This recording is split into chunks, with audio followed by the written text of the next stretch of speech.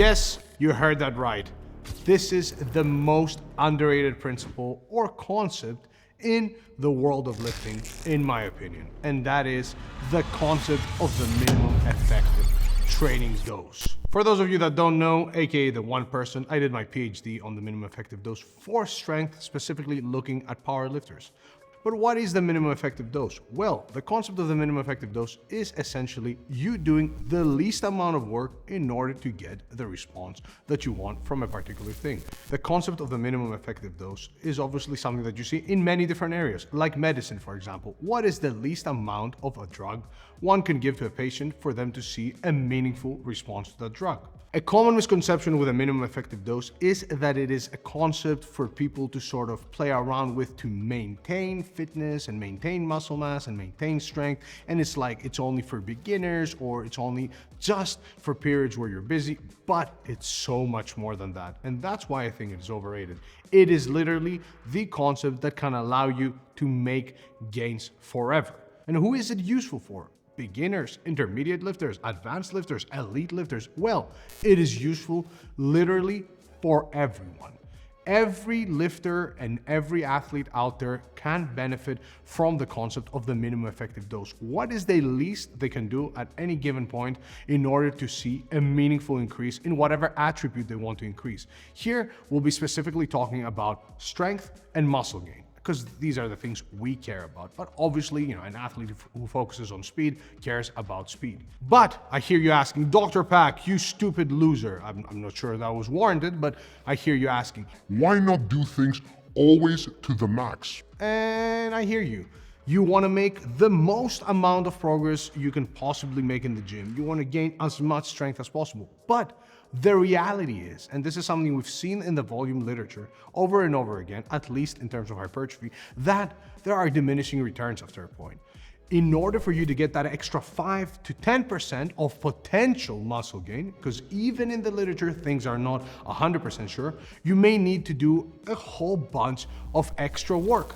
And for a lot of people out there, and I mean the majority, I would bet 90 to 95% of you watching, that extra 5 to 10% doesn't really make any difference. Take me as an example.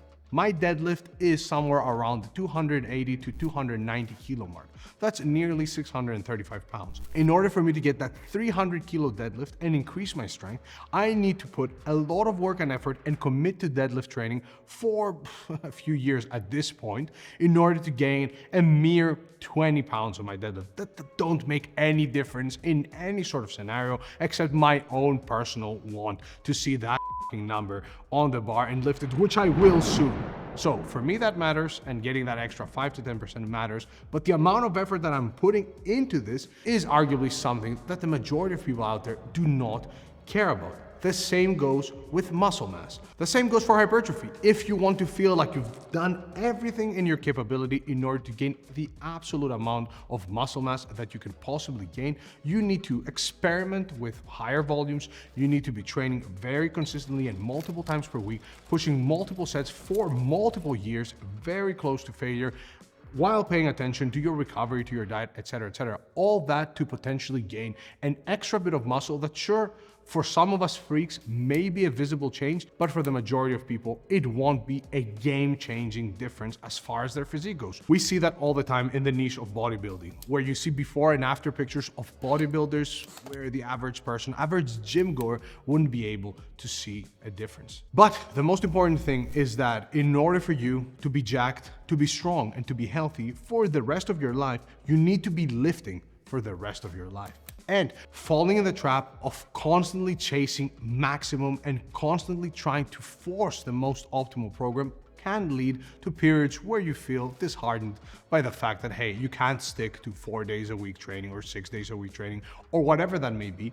And that sometimes results in people taking a lot of time off the gym, at the same time feeling that they're getting nowhere, yada, yada, yada. The concept of the minimum effective dose can allow you to literally make gains forever by identifying the amount of sets or whatever, the amount of work that you need to do in order to keep making gains, not maintaining, but still meaningfully progressing, is key and can definitely change your lifting trajectory. Not just from a gains perspective, but also from a psychology perspective.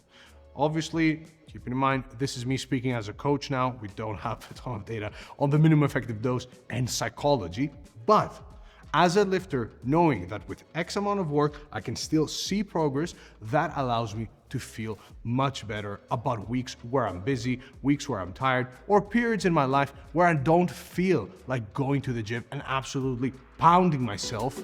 Insert some joke here, or don't. 2024, baby, we're pounding ourselves. And I just want to go in the gym, do a few things, and then leave. But Enough with me. yapping. What is the minimum effective dose for strength, you ask? Well, the current literature shows that as little as one, yes, you heard that right, 1 set per muscle group per week is enough for you to see detectable strength gains. That is insanely low. Obviously, I hear you. You're not the average participant in a study. You're not the average gym goer, and you want to do more and you want to gain more.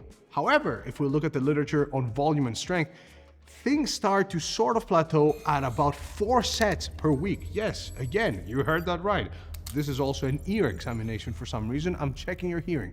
4 sets per week are more than enough for you to make really solid gains in strength. When we look at powerlifters and some of the studies we did, as little as 3 to 6 sets per lift per week. And keep in mind, these are volume recommendations for people that literally focus their whole training around 3 core lifts. Those amount of volumes, and we're talking about sets of 1 to 5 repetitions, relatively close to failure with relatively heavy loads, those are still enough for really solid strength gains to happen. You could make the argument that a bit more volume may allow you to gain more muscle, therefore make more strength gains, but overall, for strength, which I know, 2024, nobody cares about strength anymore, it's all about hypertrophy, but for strength, things look really good, both from a minimum effective dose perspective, but also from a maximum effective dose perspective as well. Additionally, the data on strength allows you to feel confident that as far as muscle growth goes, you can most likely maintain your adaptations with as little as 1 to 2 sets per muscle group per week. No, the whatever recommendations we've heard in the past about increasing training volume during cutting periods and needing 8 sets per muscle group per week or whatever bullshit they've told you to maintain adaptations is simply BS. But we're not talking about maintaining here, we're talking about increasing muscle gains and making meaningful hypertrophy gains. We've talked about this in previous videos as well, but I thought that the concept deserved its own video given how important, in my opinion, it is. Now, the minimum effective dose for hypertrophy seems to be around 4 fractional sets per muscle group per week, which is extremely low. That means that if you do a couple of sets for your chest and then a couple of direct tricep exercises, you've hit minimum effective dose for your triceps. The same goes for biceps and back training. However, it is important to understand that for some serious lifters out there, they may feel like they don't want to take that risk. They don't want to go as low as 4 fractional sets per muscle group per week and risk potentially not making as many gains as they'd like. That's why I would recommend minimum effective dose plus, where you're around 6 to 8 fractional sets per muscle group per week, where based on the current literature, it would be very difficult for you to not make appreciable gains in muscle size. There will be times where you may need to fall back to those 4 sets. You still going to the gym and blasting those 4 hard sets per muscle group per week is going to pay dividends in the long run. No, you won't just be maintaining. No, it's not whatever, a deload week. Sure, you may be doing much less volume than before, but you can feel relatively confident that you're still increasing muscle size. When experimenting with the concept of the minimum effective dose, you have even more tools in your arsenal to cram a bit more volume in if you want. We've talked about supersets. Supersets have been shown to lead to the same amount of muscle growth in around 40% less time. If you're pressed for time and you want to push past the minimum effective dose or just literally stay at the minimum effective dose and do that in the most time efficient way possible, implementing supersets or drop sets is an easy way for you to hit that in literally no time. If you have access to a couple of dumbbells at home and some push-up handles, your upper body minimum effective dose volume recommendations can be hit literally within a couple of 10 to 15 minute sessions per week. I know it's too good to be true, but that's facts. Most people out there end up not making gains for life because they simply stop lifting. Life gets in the way. They think that they need to be hitting the gym multiple times per week. They think that they're missing out if they don't do XYZ routine, or if they're not leaving the gym absolutely annihilated, when in reality, getting up from your desk, banging out 4 sets of push-ups, and then doing some bicep curls with a few dumbbells you have lying around, that's minimum effective dose for some muscle groups in your body. This is where you can also try exercise snacks, a concept that ties in really well with the minimum effective training dose, where essentially you do random sets throughout the day, random bouts of exercise throughout the day, which over time accumulate enough training volume for you to hit minimum effective dose or even above that. So if you're a serious lifter and you want to go slightly above minimum effective dose just to feel safe, you can do so by doing a couple of extra sets and by finding ways in order to cram that volume in. Overall, things are extremely flexible.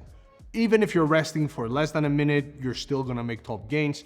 You need very little volume to actually make gains and see increases in both strength and muscle size. And you also have access to other tools that can save you even more time. So take a step back, accept the charge of the minimum effective dose in your life, and understand that we're talking about the minimum effective dose, not the minimum maintenance dose, and not a concept that you should only use when you're pressed for time or when recovery capabilities are low.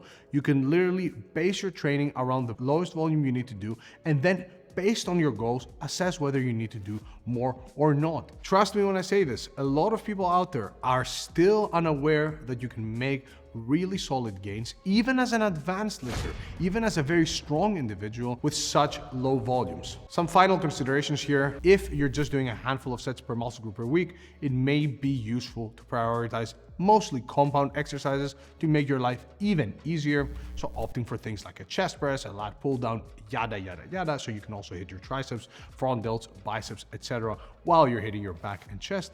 And at the same time, sprinkling whatever isolation work you need to do on top. It's as simple as that. I'm highlighting the concept again and again, and I will continue to do so for the rest of my life. Also, first time announcement, book on the minimum effective dose is coming. We are finishing it. Publisher deal, long time now. Haven't announced it because I'm keeping it on the low, because you know how I be. I don't know if you know how I be. But anyways, the minimum effective dose is a concept that is of use to you, the serious lifter, to the beginner that has just started training, to the individual that doesn't really care about being jacked and just wants to be healthy. And in general, it's a concept you should embrace, and you should really hone it in your head that you can make gains for life as long as you do something. Worst case scenario, you're gonna just make gains in terms of strength and maintain your muscle mass if you're the one guy or girl that ends up doing 1 set per muscle group per week for the rest of their life. That's all I had to say. Rascal Apparel, 10% off. DRPAK, you know the vibes. You know what's a great way in order to manage your training volume and have somebody else do all the work for you? MyoAdapt, MyoAdapt.com. There's no camera there, yet I still looked at that site for some reason. I don't know why. MyoAdapt will do everything for you. Want to train twice a week? MyoAdapt's got you. Want to train with very low volumes because your sleep and your time availability is shit? No problem. MyoAdapt is there. Express interest at MyoAdapt.com. It's coming soon. You know the vibes. And that's it, ladies and gentlemen. Minimum effective dose, free minimum effective dose training templates in the description below for those that care. And we'll see you guys next time.